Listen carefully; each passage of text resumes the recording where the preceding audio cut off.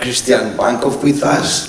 He's a professor of semiotics in New Bulgarian University, visiting professor at Sichuan University, editor-in-chief of the journal Digital Age in Semiotics and Communication, and has served as director of the Southeast European Center for Semiotic Studies since 2007. Kristian was elected in 2014 as the Secretary General of the International Association for Semiotic Studies. His major interests are in the semiotics of new media and digital culture, socio-semiotics, identity, consumer culture, and semiotics of money. He has written 4 books and more than 100 articles in Bulgarian, English, and Italian. And today he's going to share his thoughts on the semiotic economy of time and temporality in the digital age. Thank you, Kristian. The floor is yours. Thank you, Euripides. Hello, good morning, everyone. I'm so happy to see so many people early in the morning. Nevertheless, I win a bet, because yesterday in the restaurant we were more than we're here, and I bet that it was better to make the lecture in the restaurant, but okay, we decided to. But okay, thank you. Now, I would like to entertain you with some reflections on the way we expend time, how we spend time. There is a lot of scholarship on time, temporality. There is interdisciplinary approach to this fundamental topic. So I'm trying to develop, according to what is my feeling about an original approach to introduce the temporality in a particular way into the semiotic debate. I call this semiotics of transaction, which started from considerations on the model of the money sign, money as a sign, and money are a sign whose particular feature is that it provides transactional value, whereas the, let's say, normal approach in semiotics to signification is much more based on difference, on meaning based on differential features which create the premises for meaning making. According to this alternative approach, some signs, particular kind of signs, yet legitimate object of semiotic inquiry, their action is related to transaction of value. And this is the semiotics of transaction, or the so-called semioeconomic analysis. But again, this is not only about money, it's also about time. And this is the deep level of consideration which I developed elsewhere, and I will not spend time on it now, but it's based on this opposition, scarcity versus difference. Actually, scarcity is the fundamental requirement for the transaction signs to have value, the scarcity of their number. And this is, in a way, different principle from what is the difference in the core of the semiotic phenomenon. So, scarcity versus scarcity means that, for instance, what existential philosophers, what Heidegger calls the primordial finitude of being, gives us a direction of thinking. This means that our constitution as human beings is based on the awareness that our time is limited, that we are directed towards that. So Heidegger is not very polite in his way of formulating the things, but this is the fact. We are aware that we have a limited time. So even from anthropology comes a research on the fact that there is a very deep concern about the time we spend, and every project we enact in our, let's say, planning of our life, always there is a budget of time. We allocate time, and this time is finite, and it is our currency, in a way, our existential currency, let's say. It's a capital which we expend in creating our life projects, in a way. This is the idea of the meaning which comes from the scarcity of time, and this basic principle we see is also in the foundations of the economical thinking, because economy is about a society formed by a big number of humans with infinite desires and wants and appetites and limited resources. So economy is all about balancing this infinite demand with the reality of the limited resources. And the scarcity is what justifies in all these utopian projects of a better society, starting already from, I don't know, 15th, 16th century, and with the idea of communism. In a way, this scarcity is planned to be overcome and everyone to have as much as he or she wants, and but all this is science fiction, actually. Recently I saw a meme with science fiction authors. They were talking, and there was Rowing and Karl Marx. Because in a way, planet. He's one of the science fiction authors, because he in a way underestimated the, eliminating profit, he thought, will solve the problem with the scarcity, and it will be abundance for everybody. But unfortunately, in my country and other countries, this experiment took place and it didn't work. There was no abundance for everybody of everything. So scarcity is a fundamental notion. It comes from our limited temporality. Then when we consider the practical aspects of our life plans, there is always under it implicitly the scarcity. So this is the semiotics of transaction, and what is my plan to develop as a formal model, but this is still a work in progress, is to formalize this narrative expenditure of time. Because when we unfold our real life, let's say, aspirations, they are usually narrative form. And this narrative form, yes, it is created on the principle of difference, of the, let's take Remas on the semiotic square and the meaning we create. But actually what makes the real purport, the real concern beneath all this is the scarcity, the expenditure of time. So I'm trying to define in this presentation at least two regimes of time expenditure, which according to me are quite relevant. This is more on a surface level, but at the end you will see that all this came from my teaching of consumer culture, of brand semiotics. So we will arrive to this superficial level, but the initial observation was that, okay, we have certain regimes of consumption which are very pragmatic, very rational, and we have other type of consumer attitude which is more existential, more ludic.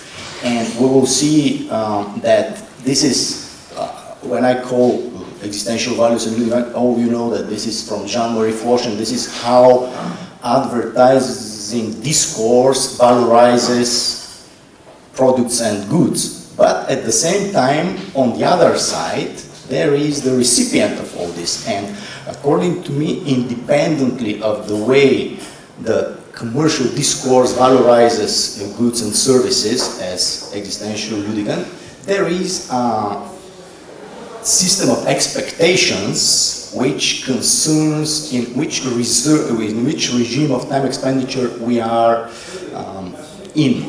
So these two regimes I call routine and ritual, but before that I have just a short commercial just to remind you how often time and the way we expend time is object of the commercial discourse. So this is how to prove that the scarcity approach to understand transaction science is relevant to the commercial discourse. Let me see now how this will start. Okay, this is it. Okay, it's one of the many commercials about the value of time.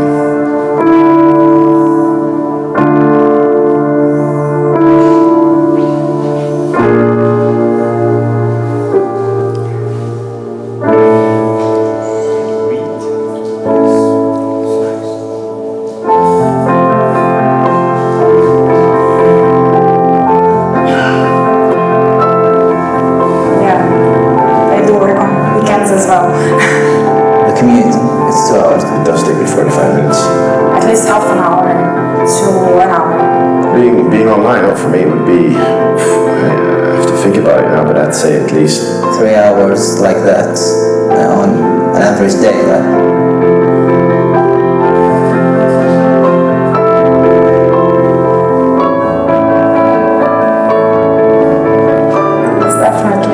Not a good thing. Makes you think, yeah?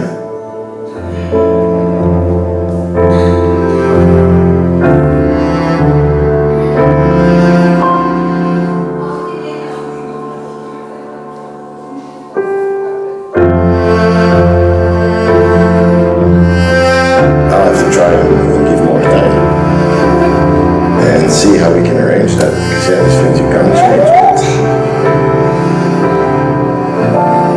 It's not simple. It's not simple.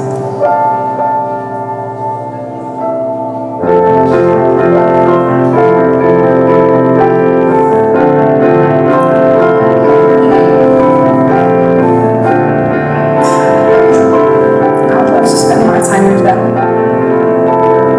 And I miss them a lot. A lot.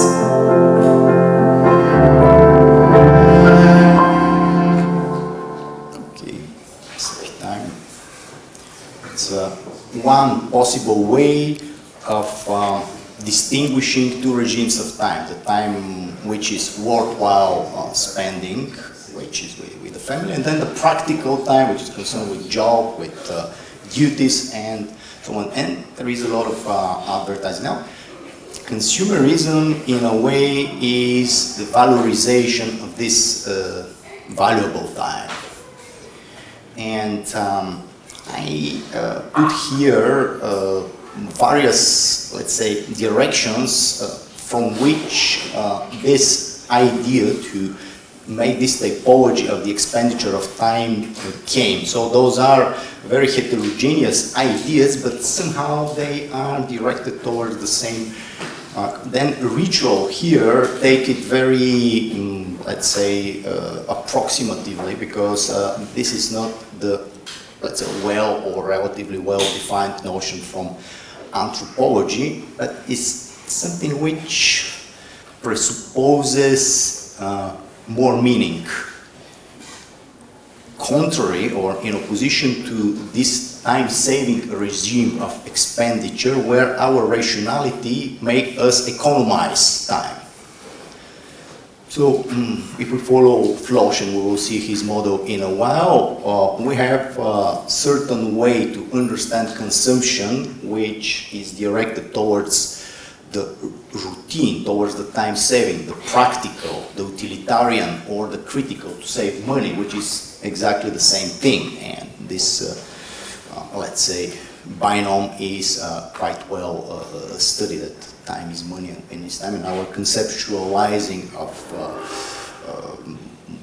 reality is quite put them on the same level, time and money. So time saving, money saving regimes of time expenditure on the side of perception versus the time or meaning feeling practices and regimes of consumption which are existential, which are worthwhile spending the time about. For instance, there is a philosophical reflection where my input is mostly from Bergson and Heidegger, and we will see in a while there, on authentic and inauthentic time.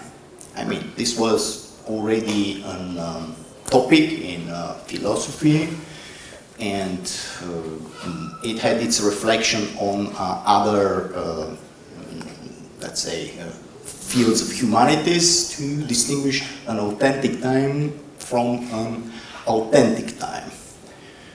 Again, as a valorization of temporality. Now, another approach, which apparently has nothing to do with temporality, this is the opposition of market exchange versus gift exchange, because at least when all this anthropological topic of the gift exchange was introduced, Malinowski-Moss, it opposed to the rationality of the market exchange. So gift exchange usually is an issue of social relations, the total social prestation. It involves, in a way, real existential values, whereas the market exchange with the intermediation of money is formalized. It somehow the transaction is concluded in the very act, and there are no, let's say, existential consequences. So again, this reflection on the gift exchange is something which can be useful to understand this value of temporality. Now, in branding theory, there is also an important input, and one particular author, but he in a way summarizes the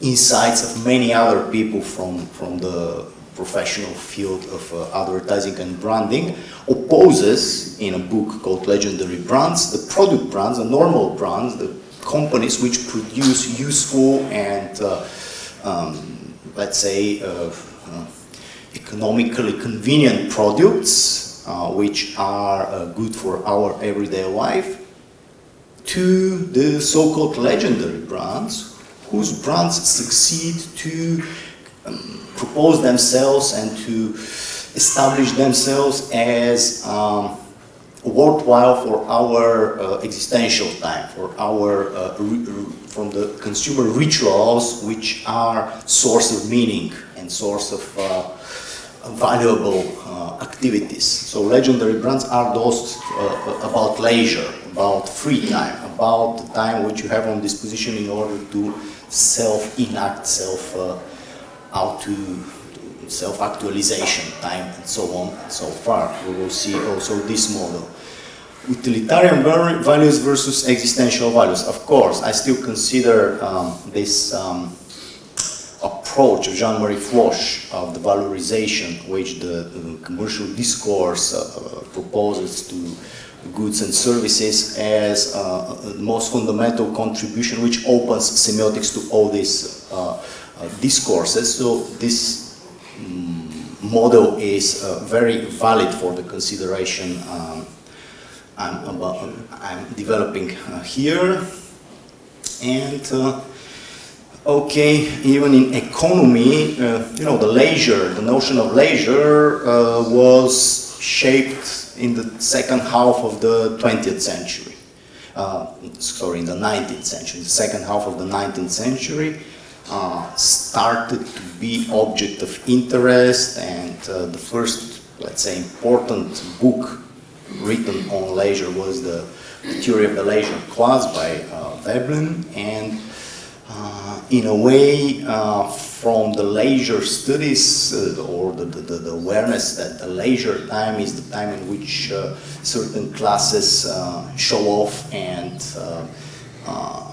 acquire their social standing, comes a lot of, let's say, consequences, especially for the sociology of consumption. So all these oppositions, in a way, to my approach and, let's say, following my experience also of teaching commercial semiotics, converge these notions of ritual versus routine, basic opposition. Then developing the model, definitely another subcategories will emerge, but for the moment, at least here, I want just to introduce this opposition of time expenditure. Now, in philosophy, I refer to two main philosophers as a source of this reflection on the authentic and inauthentic time, Bergson and Heidegger. You can see here Bergson idea. Again, these things are abstract and it's not so easy to project them on the commercial discourse. Nevertheless, certainly these ideas were very influential at the beginning of the century, and they determined their spread also in other disciplines. For Bergson, the authentic time is the creative time. Bergson was very critical to ready-made notions which were logically shaped, which were rationally shaped, and somehow philosophers in their formation, they were inheriting a kind of ready-made articulation of reality which was not requiring any real act of creative thinking to make philosophical intuitions, create semiotical intuitions, but those were the speculative philosophers who were just speculating with the ready-made notions. So for Bergson, the real authentic time and temporality is when you go beyond the ready-made vocabulary, and not only in philosophy but also in practical life. He said the bon sens, this is the authentic, let's say, skill for everyday needs, whereas semiotic intuition was the bon sens of the philosopher, and so on and so forth. So he has a lot of work based on this opposition of authentic and inauthentic, but the immersion of the present moment is very important for Bergson, whereas for Heidegger is let's say, less optimistic, and his, let's say, fundamental insight, I would say, but I'm not sure I can claim I arrived so deep into Heidegger. But anyway, our finitude constitutes our being, the being of our being there, which in English sounds not very. And to Heidegger, the inauthenticity of the existence was the following of the common man behavior, to be like they self, to become part of a flow which brings you ahead, and you do not take any important decision because all decisions are already given by the social norms, by the convention, by the cliché, by what is socially expected by someone. Whereas the real authentic, let's say, interaction with the primordial temporality is when you think of your death, because it's Heidegger. No one else can die from my death. My death is my project, and the real, let's say, existential concern is the fact that I cannot die by anyone else's death, and no one can. So this reflection constitutes the being of being there, and so on and so forth. But there are deep level of concerns of this authentic time, or more valuable time, in a way. Now, the gift exchange is another way to understand two different regimes of market, as I already mentioned. So there is the social relationship, symbolic value and reciprocity, very important in gift exchange. Again, just to understand that when we are involved in gift exchange, and sometimes gift exchange can be a routine, but most of the times through gifts we establish relations which are meaningful and are not measurable, are exactly this kind of existentially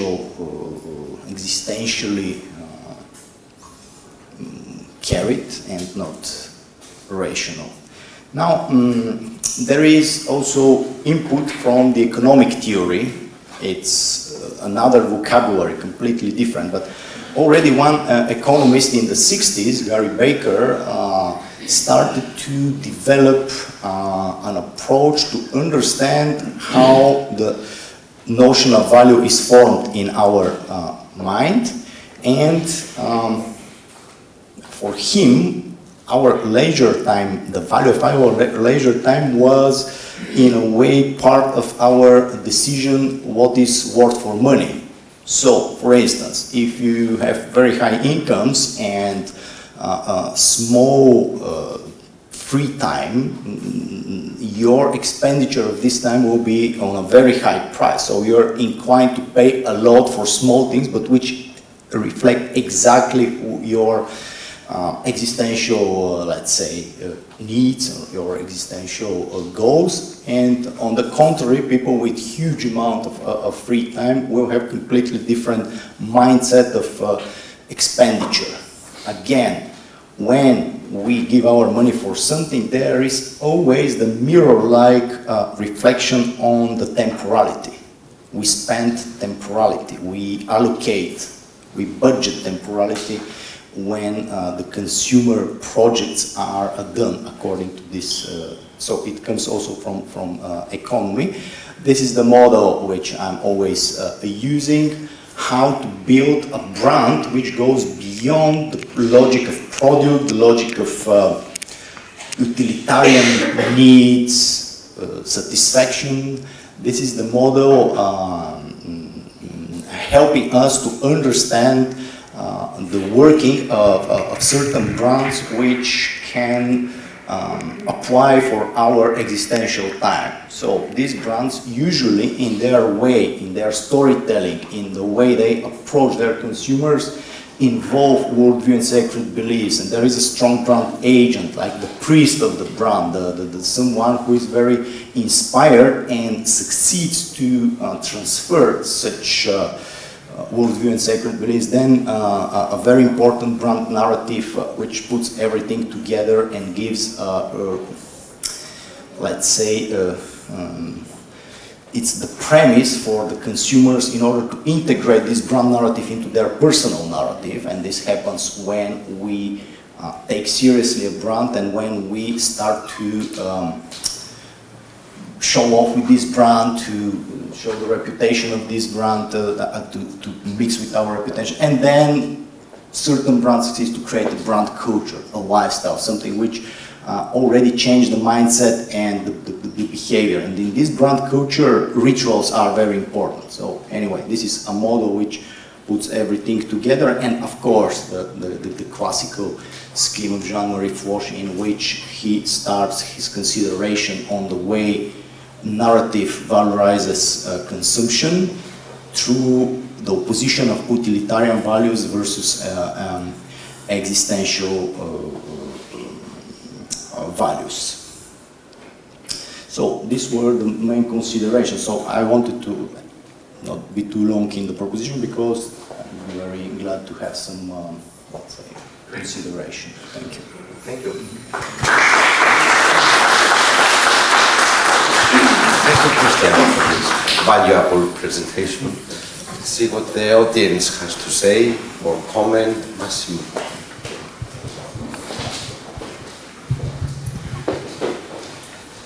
Thank you very much, Kristian. I think it was a really wonderful lecture, very thought-provoking, and one of the best lectures you've given, in my opinion. Nevertheless, I think that what you present as an axiom at the beginning of your lecture is an ideological choice. So the fact of understanding and conceiving time as object to scarcity is exactly what the neoliberal capitalistic ideology would like us to accept as a fact. The economist that you have cited, the author of this paper on the allocation of time, Gary Becker, Nobel Prize for the economy, but also the exponent of the Chicago School of Economics, a very conservative Republican, and also someone who advocated a market for organs. So advocated the fact that people should sell and buy organs, that would produce an incentive for the buying and selling of an allocation, let's say, of organs, not only of time. There are many alternatives ideologies of time. There are many religious ideologies of time, for instance, that do not conceive time as scarce, like Christianity. There are many philosophical ideologies of time that do not consider it as scarce. Nietzsche, for instance, does not consider it as scarce, but as an object to a return.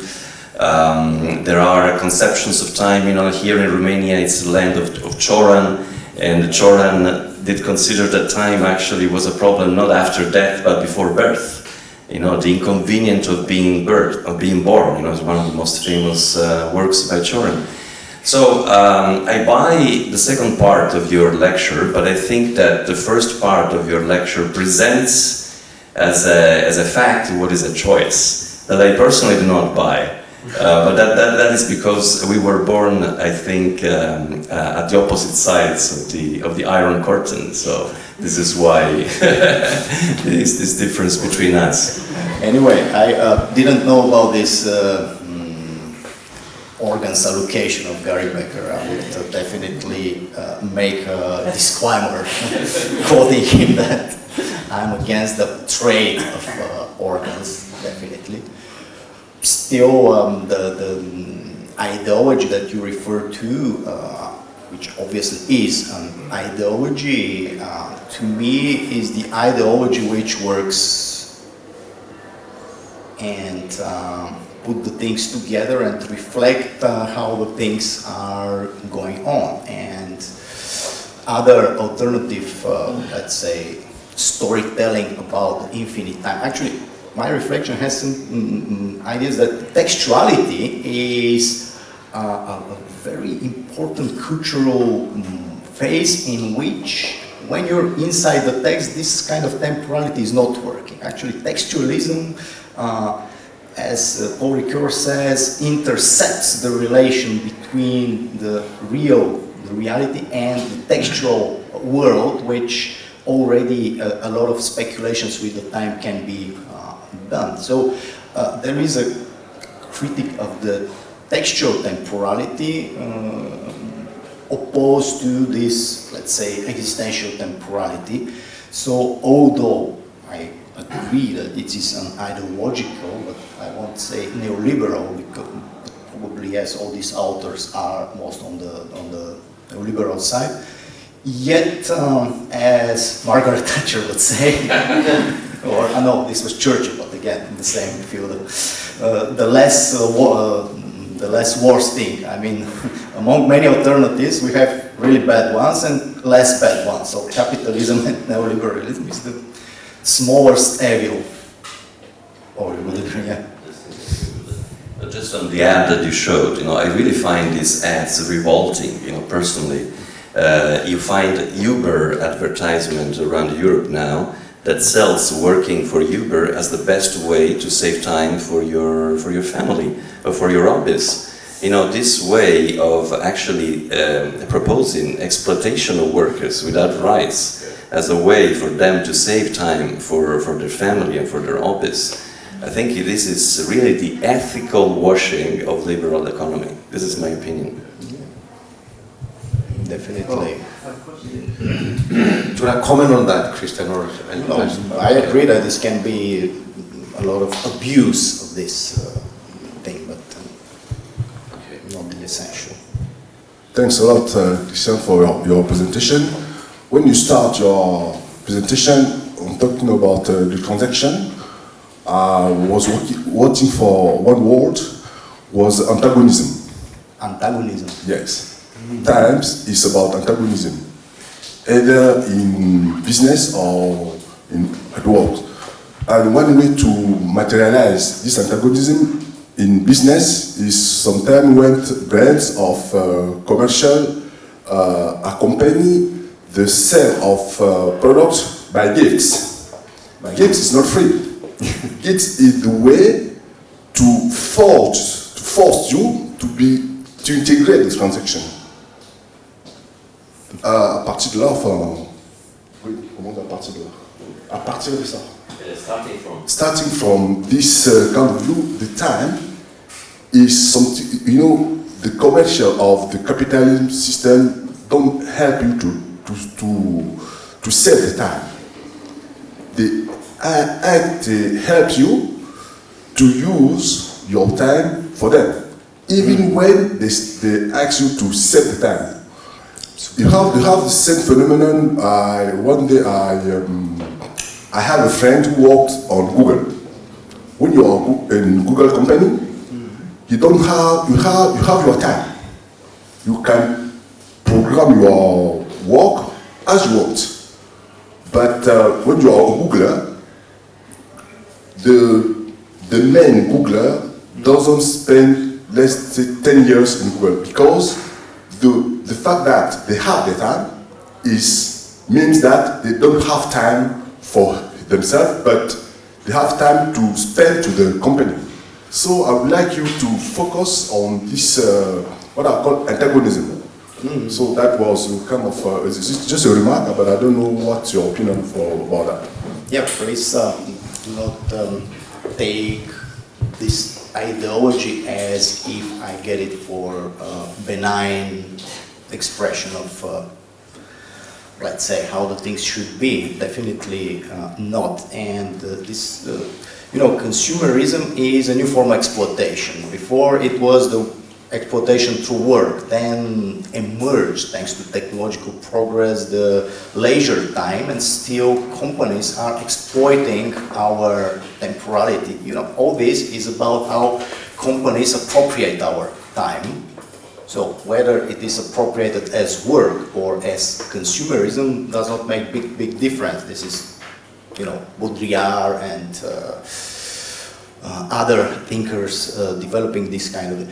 Nevertheless, in this condition, combined with the necessary, education and mindset, without being revolutionary, we have more options and somehow more available temporality for whatever we decide to do. Because, okay, if we go into the video game industry, this is now the leisure, the main industry of leisure, and we have to ask ourselves when we are exploited and when we are not.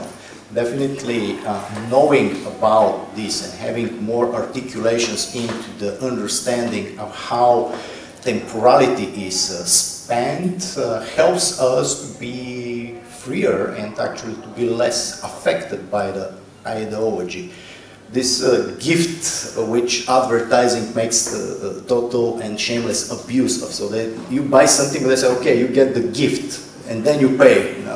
You get this and this for free, only your subscription for I don't know how many. So it's always a logical contradiction, but it works. Unfortunately, it works great, and people are happy to pay for something which they get as a gift, because in our frugality mindset, every time you get a gift, it is a reward, I don't know, object of value.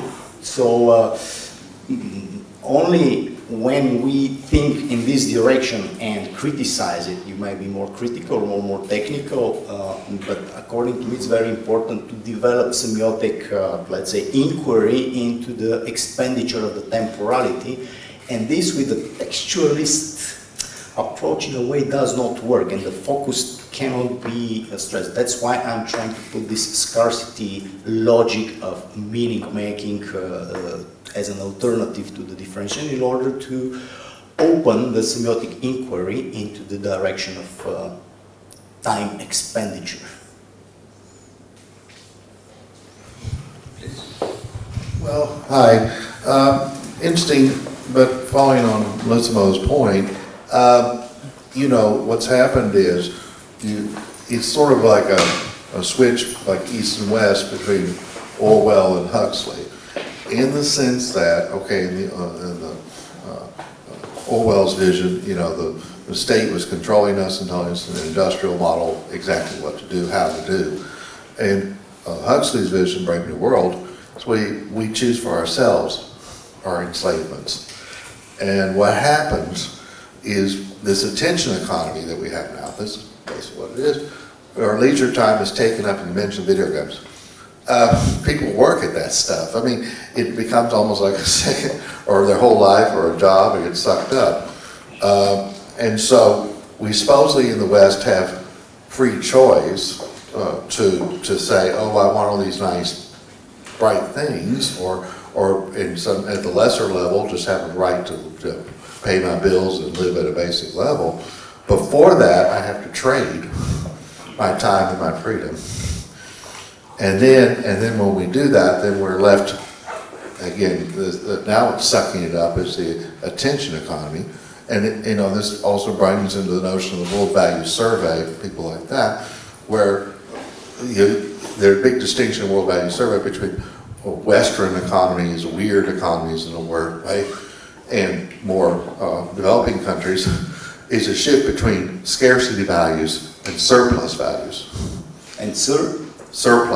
Surplus. In other words, or planet, you know, in other words, the whole World Value Survey goes, the developed countries in the West no longer have a need to embrace scarcity values.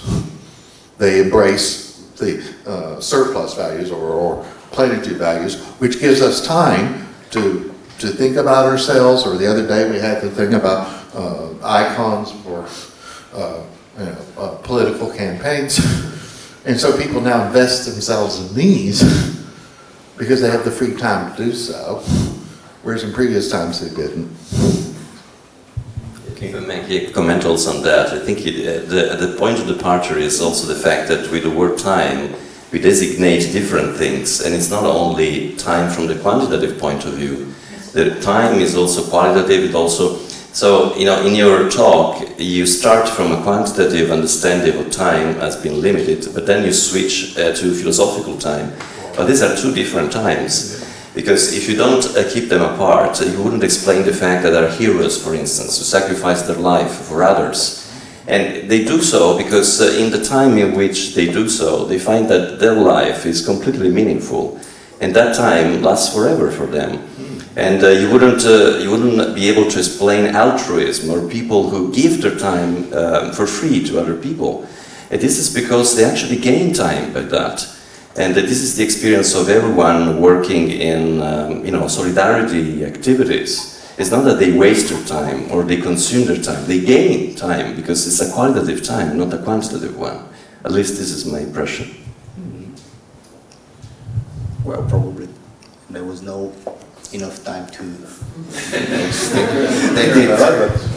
definitely the quality of time matter in this model, and altruism is within this because, you know, sacred beliefs, worldview and sacred beliefs are a way to valorize time, for sure. I do not imagine a society made of, reward-searching individuals who are completely egoistic and socially on the contrary. But I need more, let's say, not say time, but I need more elaboration on this model to put the things together. It is just a starting point. Definitely altruism, heroism, people who decide to, most often very powerful narratives incline us to, overcome the economy of time and to go to this different direction. And religious discourse is, let's say, working a lot on creating alternative temporalities. So I promise this will be taken in consideration. Hi, thank you. It's really interesting for me to listen to you, and it's kind of created lots and lots of questions in my head. I come from a society where I've worked for a long time, one of the highest intense neoliberal societies in the world, which is Sweden, which people often don't think of. They think of it as a social democracy. So I suppose, and I'm thinking, my questions relates to sort of what Gunter Kress says in relation to living in neoliberal societies. Like we live in a world of increasing codification of semiotic resources. So we see it in advertisements, we see it in the way we can design our own personal web pages. And also, I guess, logically, time, therefore, becomes more and more codified. And but Gunter Kress said, we have to look at where the codifications happen and in what ways. What becomes more codified? Where do they concentrate? And therefore, who has the power? And when you were talking, what came to my head was, in Sweden, they brought in all these kind of apps for monitoring teachers. So instead of teachers deciding their curriculum, these apps are branded as helping you to systemize your time. And you systemize your time by logging in and you draw the resources from the system. And I was just thinking about, in terms of, for me, can you talk more about neoliberalization, and time, and where are the codifications that we're seeing, and how does that relate to the new power over us? And you talk about consumerism, but when you live in Sweden, it thinks like, are we talking about consumerism anymore? With these huge forms of control that are coming in different places, and these brandings, these gestures, those are part of the same system of codification. So politics becomes codified, but what about time? I can only agree with these observations. Definitely, social media, the amazing success of social media, we are all there, and this is the most efficient system of control, because the algorithms in these platforms know more about us than we know ourselves. And on the other hand, this is the lord of the leisure time, social media. People spend more time in social media than on any other way, and we put, ourselves deliberately into the system of control. But what are the consequences? Probably we overestimate our importance as individuals, and there are some people who think they are so important for CIA that then close their Facebook profiles, although they never did anything out of the very simple everyday life. But they say, okay, CIA will know all about me, so I go outside. I don't know where is the balance to have a, let's say, standard life and to be, conspiracy, concerned that so on. But it's the fact, at least from the consumerist point of view, platforms know all about us and they predict our needs and make us consume more than what we probably spontaneously would. Only being aware of all this can help, not imposing kind of ethical stance. Very good. Thank you very much, Kristian, for your talk. I have, let's say, 3 comments. The first one is about an interesting fact about the first part of your talk, in which you said that there is a kind of, let's say, deep level, right, of planning time, because we know that we are finished beings, and I totally agree on that, actually. But I think that precisely because of that, probably we do not want to be reminded that we are finished beings. I remember, this is an anecdote, but I was dating a girl like some years ago, and one day I told her, our relation is an investment of time for us, the time I'm spending with you, I'm not spending it doing other things, and that's the same for you. And she was horrified. I was just, of course, It was a terrible story, it finished very bad. But I was just saying the obvious, but she didn't want me to remind her that that we were investing time, like, you know, like some kind of material things. Even though, of course, we are material beings with finished time, because we have no idea of what expects us after life. So even if there is one, I don't know if I will be able to play PlayStation in the afterlife. So I have to be very careful with my time. So I think this is interesting to consider, or even if it is a deep level, maybe we do not want to, and we live trying to forget, actually, rather than remembering this aspect.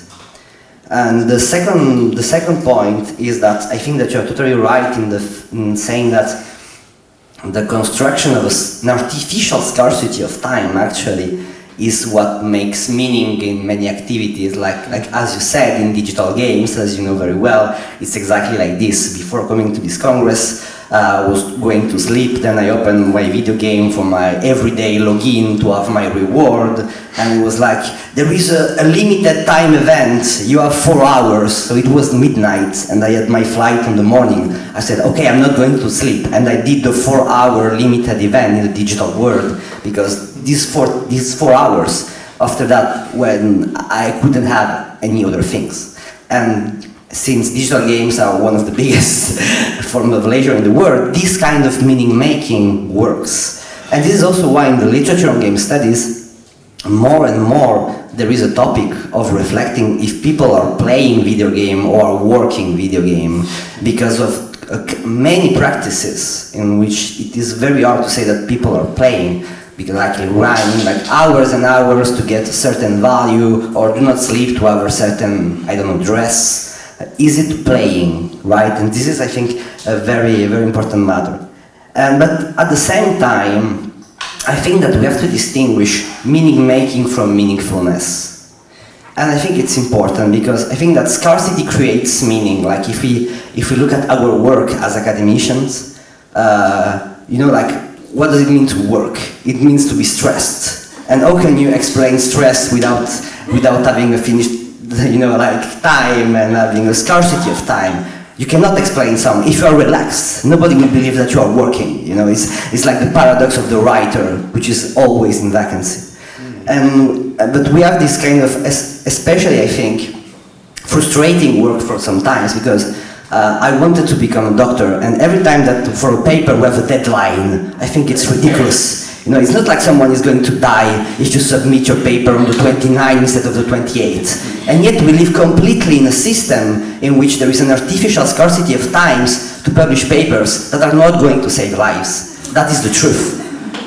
But this is exactly how it works. But this is the meaning of being a professor, of living in the academia. This is not the meaningfulness of being a professor and thinking and maybe writing the book of your life, or making presentation, talking to students, having an impact on the future. And I think that this aspect may be important to distinguish how scarcity is related to meaning making, or about a kind of social code of meaning, while meaningfulness is something which is much different. Thank you. Thank you. Very deep observation, which I completely agree. And actually, the textualism was the best invention of our civilization. Humboldt's idea of the university was, you know, kind of totally free from any concern about these expenditures with which we are, just to create the university professor as a completely free person, reflecting, creating ideas, but without any obligation to do anything. And Romanticism, textualism, all these practices which developed the detachment from reality in order to inhabit worlds in which temporality works in a different way, it's something great. It's the pleasure of the text, as Barth put it. And I'm absolutely not against textuality. This is to be understood. It is only criticizing the tools of the textualism to grasp the temporal. But the fact that our discipline is mostly shaped to understand text, and that inhabiting textual worlds, it's a great thing, and our life would be very poor without textualist. This goes without saying. I completely agree with all these observations. Yet, as Peirce would say, the sheriff comes and, the reality principle, time passes anyway, and it passes in independent way of our textual, let's say, excursus is one thing, but then the real temporality always comes, and we don't like to remember about temporality, but as some anthropological studies say, it is the frugality, the tirchio, this is about temporality already. It is implicit. It's predisposed. Even you are not aware of expenditure, you always calculate your means on disposition. So you're always frugal, always concerned about although you don't want to remember it explicitly and be, like counting your money. But still, it's a kind of objective limit, which it's a resistance of being we cannot overcome, although texts. Well, it cannot be objective because you don't know how much time you have. You know how much time you have. That's a big difference between money and time. And this makes your comparison, very fragile, in my opinion. There was this great movie. You never know how much money you will earn in future. But a very good movie which was exploring exactly this, the In Time is called. And then in this movie the currency was the existential time. So people were paying with the time they had still to live. And I mean, it was a artistic, aesthetical speculation, yet very insightful to grasp these things. So things are quite, on a level of conceptual schemes, time and money are, Lakoff and Johnson developed this as a metaphor which we so much incorporated that it works like the same thing, money and time, although they are different. We have a comment from them. Thank you. I think leisure time is very important for us, and we are, I think Joseph Pieper, he said, leisure time is not only entertainment for entertainment, but the thinking about us. Now we broke the routine, but not only entertainment, thinking and creating thought or other things. Of course, for creating is needs to leisure time, and Johan Huizinga emphasized that, and they expect Aristotle telos, the happiness and peak of humanity, I think, telos, and everywhere and everything.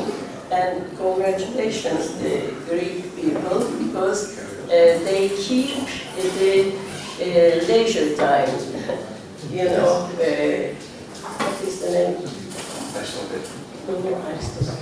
The leisure time. Every day siesta. You have the siesta, very, very important thing. They live every day happiness. Well, good idea, because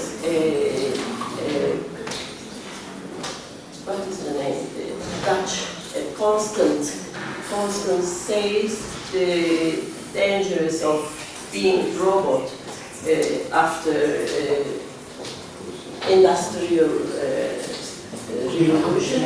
The people converted to near the robot and created interesting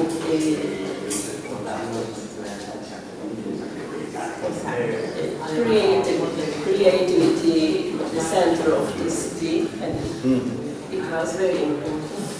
And I believe leisure time for everybody, and thank you, because you also be family and you need time spare to baby or other things, and all of us nearly forgot spare time for our families.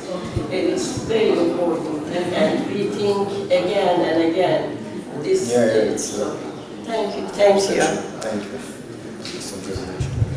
Nikolai, you want some brief? Very briefly. Thank you very much, Kristian. What a wonderful opportunity to talk about such kind of subject, about temporality and about our relationship with the times. But I think we can find a compromise because we are all together in such kind of events. When you find a solution to such kind of compromise between existential time, which Kristian talked about, and the qualitative time, to have time to spend each other and to discuss and have dialogue when the time is not ours, it's otherness times. So maybe we found a solution even if we look at the perspective on the complementarity, not antagonism between quantitative and qualitative perspectives on times. So thank you very much, Kristian, for this opportunity.